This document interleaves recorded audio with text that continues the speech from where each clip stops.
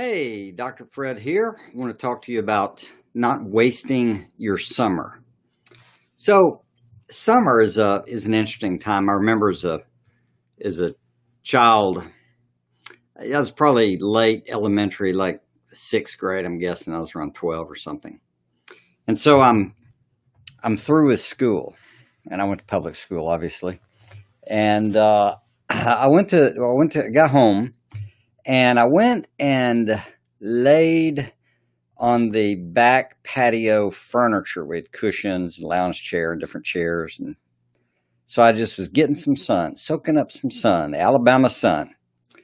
And my mother came outside the day I got out of school for that summer and brought me a big glass of her special sweet tea. That's why I had a weight problem in part, because she would load it with sugar, and she always put lemon in it too, and it was stuff we drank like cars drink gasoline. So I'm sitting there basking in the joy of being through with school. Isn't that great? My mother has brought me a glass of tea. I'm enjoying the tea. I'm soaking up the sun. All that hard work. And now I can take a break.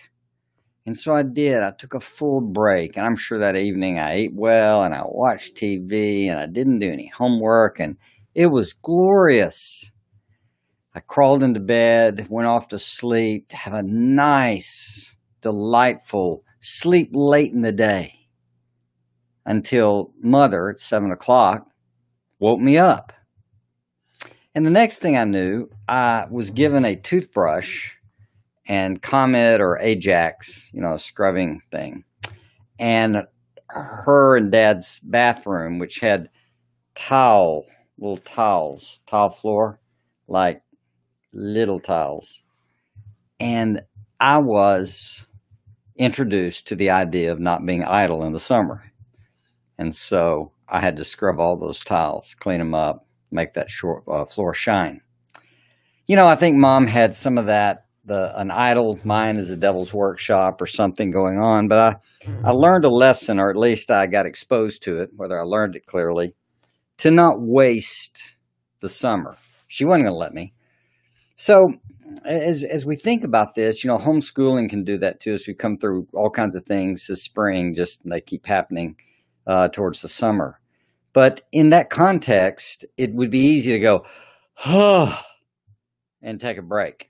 And I'm not saying you don't need a break. And I'm not saying don't take a break.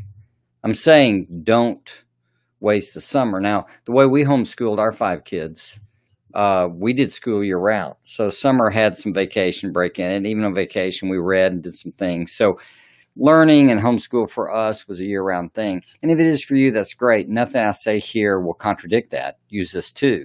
Because summer is still going to have a different kind of feel to it than the school year. A lot of extracurricular activities toned down, nature of the pace.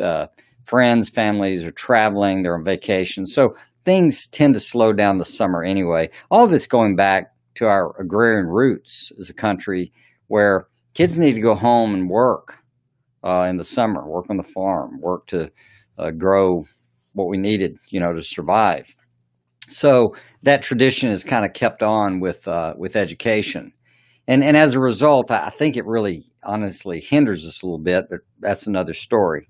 What I want to do is share with you 5 things to think about or to do. And as you can see here, if you have a question or something pops in your head you want to comment on, shoot. So these 5 things are just what I've observed in time. And what I'm trying to do is help you understand that, Descartes said, I think, therefore I am, and that's a whole philosophical thing about existence and blah, blah, blah. I would like to use one called I think, therefore I do. So most of your actions really have to be sustained by the way you think about it, and that's connected to your feelings and all the rest. You're a whole person. But I think, therefore I do. So I'm going to give you some things to think about, okay? Stuff you can discuss with your spouse, your family, your friends, whoever. But what you're looking for is a gem. Maybe you do the whole list, but something you can make use of will be great. So here we go. Number one, in the summer, don't waste it by catching up. So the first thing you can do is catch up, because there's a chance that somebody's behind in something, behind in math, behind in their reading, behind in something they're to do. And usually that's around content. So the summer is a great moment to catch up. And I wouldn't spend the whole summer trying to catch up. I'd do that relatively early on, partly because you're going to communicate to your kids that if they will catch up, if they realize every summer they're going to have to catch up, there's a shot they'll just stay ahead, so they don't have to waste their summer on not wasting it your style by catching up. There's another thing to do, and that is catch up on skills. So if you understand, you've been following this at all, my view of education is not about knowledge and content and trivia so much as skill development. And the key skills are reading, writing, and math. And so reading really gives you access to all the great ideas in the world, as well as making you a better information absorber, understand what's going on. So writing, we'll get to that in a sec. Math is the language of science.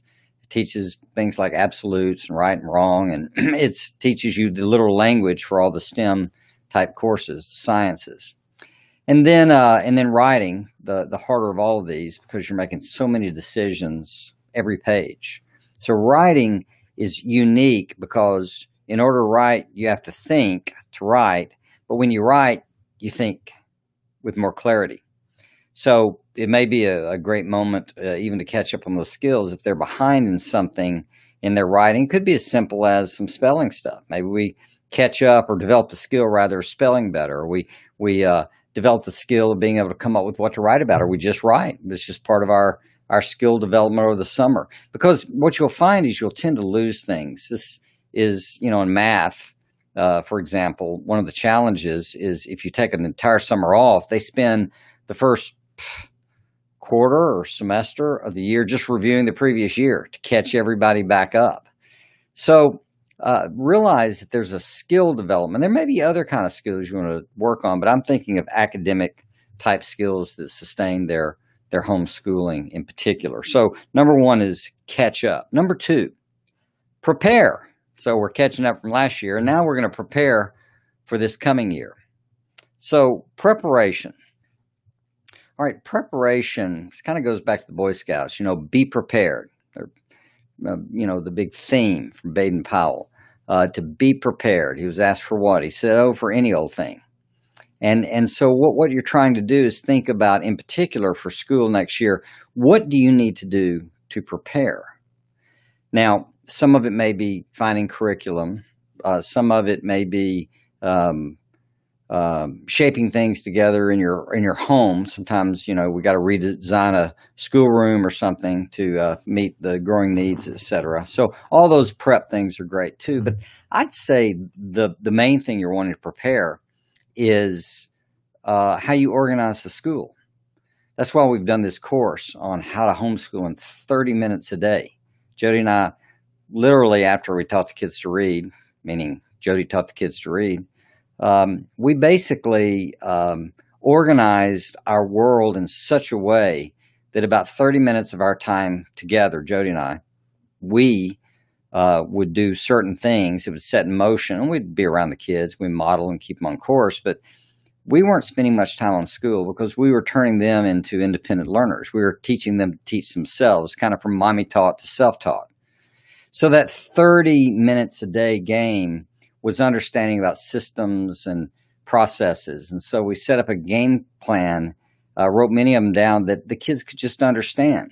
And so if you think through the year, think through what a really great day would look like, what a great week would look like, what a great month would look like, and start organizing yourself to make that happen. That's not wasting your summer. That's really a good use of it. The third thing is I would call this a little different than what I mentioned a moment ago about the academic skills, but I call it summer skill time. So summer is a great time to develop a skill. And I'm going to tell you, people have pointed this out, but the more skills you have, the more you stack, the better equipped you are for life, for employment, for impact, etc. When people are one-dimensional, they only have one skill for one particular job, not very flexible. If they lose that job, what are they going to do? But when you have a stacked skill set of knowledge, and it could be, in life, it's going to be leadership and communication and the ability to brainstorm, generate ideas, to problem solve, to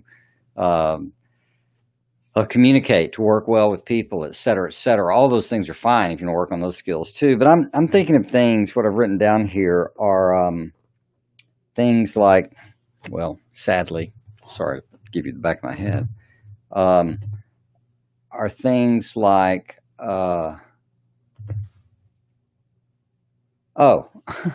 that's so funny. So, summertime skills. It could be things like maybe you have a child with a knack for it or interest. Why aren't they learning how to program? Get C++ or Python or find out whatever should be done. I think C++ is pretty flexible. But they could spend time learning how to program during the summer and start programming their computer. And they want to be on it anyway. Why not learn a skill that they can use for things? They'll probably figure out a way to write a program to help you organize the homeschool better. And that's just an example. It could be other things. It could be swimming. So there's a skill that comes in handy in the course of life. Employed me. I was a lifeguard. It could be a skill. It could be some athletic things they do. Maybe they play tennis or something, if that's allowed. But it could also be things like art. Maybe it's time for art or to work on really a more intensive approach to playing the piano or the guitar or something musical that they might be interested in. So that summer skill moment would be some way to think about what is it that we could work on or that this child could work on that would be ideally a fun skill and then a useful skill just to stack. May not know how it's used. Art's a good example. People go, what good is it? And I'd say, if you can start with nothing and create something, that's a skill that comes in handy for the whole of your life. Never mind the, aesthetic joy that can happen in people who are given to art or given to music. So I would say that third thing is this summer skill time. The fourth thing that I would recommend is experiment. So it's a time to run experiments. And let me explain what an experiment is. An experiment is something you roughly have an idea of how you think it might turn out. This is kind of scientific method. So you have an idea that if we do this experiment, it should go this way. But when you do an experiment, you find out you might be mistaken, or you find out how to tweak it or what to do, or maybe it's a failure and you just learn, whew, so glad we learned that one. That was a nice experiment. Jody and I recently had an experiment. This may freak you out. We're pretty much, because of my heart and some things I've studied, I am vegan, so we don't eat oils, basically. So we were introduced to the idea of a hot dog made of a carrot. I know that sounds totally weird. And so it was an experiment. So we did the experiment. You soak them in something. She knows how to soak them for 2 or 3 hours. And then I grill them on the grill. And then you treat them like hot dogs. And I want to tell you, they're great. They're delicious. The texture, everything is just so, I treat it like a hot dog. And it's like, hey, this is pretty fun. So sometimes experiments work, sometimes they don't. But if you can think experimentally, what could we experiment on? Meals are a good example. What could we experiment on meals? Maybe we need to add some kind of meals to our repertoire. Maybe it's if you have, like we had dessert night once a week. And so maybe it's experimenting on desserts. That's just meal stuff. It could be experiments on anything. But if you think this way, what kind of experiment could we run and see how it goes? It could be about timing and schedules. It could be anything, honestly. It could just be experimental time. Just come up with an experiment to run, and then you run it, and then everybody sits down, evaluates, and says, how did that work? And we find out. Worked well, didn't work well. The fourth thing, or rather the fifth thing that I want to talk about. And in some ways, it's related to the experiment. But what I'd recommend for you to do this summer is recreation. Now, recreation, what we want to do is divide the word up, right? So recreate, right? So re is to, again, Latin, right? Creates to create. So recreation is where you're recreating yourself. And I'd say in two particular areas. I mean, you can do it with sports and recreation or go out in the, camping or something like that. And all that's great. But there are two things I think we should be focused on when we're experimenting. When we are experimenting, when we are recreating or recreating. And that is our energy and our spirit. And so our energy is about recharging ourselves. Now, the way you recharge, one thing you can do is just do nothing, and that'll somewhat recharge you. But generally, what you're doing when you recharge or recreate is you're doing things that are not normally your main thing to do. It's like burning up secondary energy. So for me, it's somewhat recreative to do some kind of project around the house. Might be a painting thing, might be building something, fixing something. I'm not that way. I'm more, this kind of thing and abstractions and all the rest. So working in the physical world is recreational to me. If you're used to working with your hands, if you have a job or something, you just work with your hands on all the time. Good friends are like plumbers and such. Well, for them, recreation or recreation would be probably reading something that isn't particularly related to work or life, but reading something that is ennobling and relaxing and fun or interesting or something like that. That tends to give us a recharge in our energy. That's the way I'd say it. Rest can do it too. To some degree, but after a little bit, rest will wear you out. So that recreation or recreation thing in the energy level is about that kind of opposite or near opposite. Play with that and see what that does to recharge you. And your spirit, that's going to be totally personal in terms of what spirit's all about. But I would say somewhere in there, what you find restorative, nature can be that way. If you're into the Bible, you can see Romans chapter 1 talks about the creation and the nature of it and how it's connected to us and God, etc. Hebrews 1 kind of says this too. Genesis 1, there are places to talk about that. But here's the thing: if nature does that to you, get out in nature a little bit. Maybe it's just growing some pretty flowers. We have some hydrangeas, and Jody just loves to watch them bloom, and she's very excited about that. And that activity itself, I think, does something a little more. It's to her spirit. I think sunsets can do that to us. There are a lot of things like that.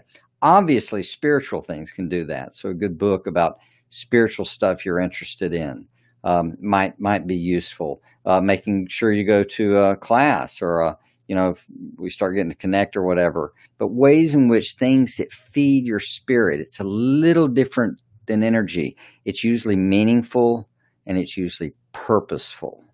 So this summer is a chance not just simply to catch up. It's also a chance to prepare. It's not a chance just to prepare by not wasting the summer. It's also their summer skills, and we can do experiments, and then we can do this recreating to feed our spirit, to feed our energy. It's really what I have for you. So someone just wrote, my son, let's try this. My son designs board games, but he has always been behind in writing spelling, so he's never been able to create. I'm going to have to read the rest of it because it doesn't fit on there. Able to create instructions. Today he asked if he could use his writing time to create instructions for his board game. That's super, don't you think? So now it's tied to something he cares about. And a lot of times that's what you have to do. You have to connect what you want them to do to something they might care about. Could be in writing, could be in math, could be anything. I remember my son Brooks went to college and he said, this is a waste of my time. I don't want to do college. And he had made a perfect SAT score, good grades. And he was sitting there as a math major at the University of Texas, said, I know this stuff. I may be arrogant, but I don't think it was with him. I think he actually knew this stuff. And I remember when we talked, I said, one of your goals, it seems like you told me, is that you wanted to be a leader of technology teams. And he said, yeah, that's true. That could be something I'd like. And I said, you're not going to get to lead technology teams if you don't have a college degree. You might be Elon Musk or Bill Gates or somebody, create your own company, lead stuff. You might move up through the ranks without a degree, but I'm betting not. If you're going to work around engineers, they're going to need to know that you've got you got game. So that's the trick, and I appreciate you sharing that because, yeah, tying it to it. And I think all these issues or these things I shared about not wasting your summer relate, because all you need to do to not waste your summer from the kids' viewpoint is explaining them what we're trying to do. And if you take things like, what experiments can we come up with? What do we need to catch up on? How can we prepare for the fall to make it all the better? What summer skills can we develop? And how can we recreate our energy, our spirit? So that's what I've got for you. It's been good. I hope you find this really helpful. By the way, add this. If you go to independenthomeschool.com, you can find a link there under courses and learn more about that 30-minute-a-day course. No big deal, but it's changing lots of lives because it's probably one of the coolest things I've been ever allowed to put together in terms of just how do you really organize the game. So it's not a curriculum. It's about teaching you principles so you can create your own cool, efficient, effective homeschool. Independenthomeschool.com. See if that helps. Thanks.